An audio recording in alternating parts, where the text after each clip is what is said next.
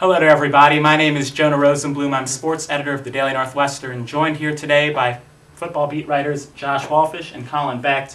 Well, Northwestern comes into this weekend of 4 straight victories. The problem is it gets a little tougher at this point. They played Rice and Minnesota in the last 2 weeks. Now Michigan State rolls into town. The Spartans have a 9-2 record. They've already clinched a spot in the Big Ten championship game. They're coming off a 55-3 win over Indiana. So, tough task ahead. Let's start, though, with Northwestern. Let's start by talking about the senior class. Because last season, obviously, is a little unusual. The senior day was actually against Iowa. It was the final game at Ryan Field, not necessarily the final home game, because you had the Wrigley game. This year, it's a traditional senior day, last game of the season at Ryan Field, and you've got a huge senior class. Not just huge in numbers, but huge in importance. You're saying goodbye to people like Dan Persa, Jeremy Ebert, Jacob Schmidt, Mafuli, DiNardo, Brian Peters, Jordan Maben, the list goes on. If you could talk a little bit about the contributions of this senior class and what they did for Northwestern. Well, certainly, Jonah, some of the names you just mentioned were, tremendous contributors that'll be very hard for Northwestern to replace next year. In terms of the senior class as a whole, they're the first Northwestern senior class that I can say that from the moment they stepped on campus to this last final game, they have been consistent winners. Because you talk about the 95 and the 96 teams with those back-to-back Big Ten championships, but that's 2 out of the 4 or 5 years those players were on campus. These players, they don't have the Big Ten championships, but still, for all 5 or 4 for some of them the years that they were on campus, they were bowl eligible. They were at least 500, and in many years they were much better than 500. So they were, consistent winners, and that is something that Northwestern hasn't had, or no one class can say they were. So that's what really stands out, I think, about these year's senior class. And they do leave quite a legacy behind and a lot of holes to fill for sure. If you talk about those defensive tackles, the secondary, the wide receivers, there's a lot to move on from. Josh, let's talk a little bit on the other side of the ball. Let's talk about Michigan State and their quarterback, Kirk Cousins. I mean, obviously a leader off the field, also a tremendous quarterback on the field. First of all, if you could talk just how good is Kirk Cousins? Is this guy NFL caliber? And then can Northwestern stop him? It's funny. I don't know whether he's NFL caliber. It's got nothing to do with his skill set. He's got a great skill set. He's definitely one of the best quarterbacks in the Big Ten. But we've kind of seen over years that some of these great college quarterbacks, kind of the similar situation like Kirk Cousins, don't necessarily translate so well into the NFL. And I'm really not sure why. But you look at Cousins. He's set to have a career year this year. He's got 5 interceptions, very smart football IQ. And that's going to pose a problem for Northwestern secondary. The fact that, this defense kind of uses turnovers to turn the tide a little bit, and that's something Kirk Cousins doesn't really do. But you talked about him being a leader off the field. I think that's the most important aspect about Kirk Cousins. If you watch his wonderful speech from the Big Ten Luncheon earlier this year, just the eloquence in which he spoke about just the privilege about playing college football and how much that meant to him, it really showed people the true side of Kirk Cousins. And there were a lot of people that entered July not knowing who Kirk Cousins was, who now know who he was because of his speech.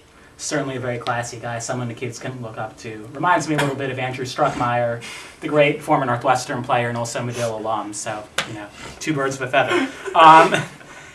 Colin, let's talk a little bit about this Northwestern team. They're 6-5 and obviously underdogs this week. The question is they are bowl eligible for a 5th straight season, but in 2007, I believe it was, 2007, they finished 6-6 and they did not make a bowl game. And that was obviously a very difficult experience for some of these players. Some of them still remember it. Do they need the 7th win? How important is the 7th win this weekend? And if they should happen to lose to the Spartans, will they still be bowling this winter? They should, in all likelihood, still be bowling at 6-6. If they get that 7th win, that removes all doubt. They will definitely be at a bowl game. They'll be in a Big Ten bowl game if they go 7-5. This 6-6 team should still make a bowl game because unlike that 6-6 team from earlier, there's going to be more spots for at-large teams as other conferences aren't going to be able to fill all of their bowl slots. So a 6-6 Northwestern team, if they might make the Little Caesars Pizza Bowl, or they might move into the at-large bowl, which gets very hard to predict where they would end up in that case. But in all likelihood, by beating Minnesota, Northwestern assured itself a bowl game. And you're right, a 6-6 Northwestern team should be able to make some at-large bowl if necessary. I think Josh and I were talking about it. There's the BBVA Compass Bowl, the Military Bowl, the Kraft Fight Hunger Bowl. There are a couple of bowls that might have slots open. There are some bowls that might even have 2 slots open, so certainly some places to go, and Northwestern being a Big Ten school would be somewhat attractive in that sense. Josh, let's talk a little bit about this Spartans defense. Not really much of a segue I can do from bowl madness to Spartans defense, but I guess they've been good and they've earned the Spartans a bowl. So let's talk about this Michigan State defense. Statistically very impressive. They've given up about 15 points a game. That's 5th in the country. But a lot of those numbers come from early in the season. In the first 5 games, Michigan State gave up just 33 points, 103 points in their last 5 games. What level is this defense on? Is this a defense that Northwestern can move the ball against? Oh, there's definitely a defense that Northwestern can move the ball against. You look at Michigan State, that point total, the average, the 15 points a game is helped significantly by a shutout of Florida Atlantic early in the season, giving up 3 points to Indiana last week, giving up 6 points in a couple other non-conference games. So when they play bad offenses, this defense looks really, really good. The issue for Michigan State, Northwestern's offense, not that bad. They're a pretty good defense, or offense. Dan Persa can move the ball, so I don't expect them to have much trouble moving the ball.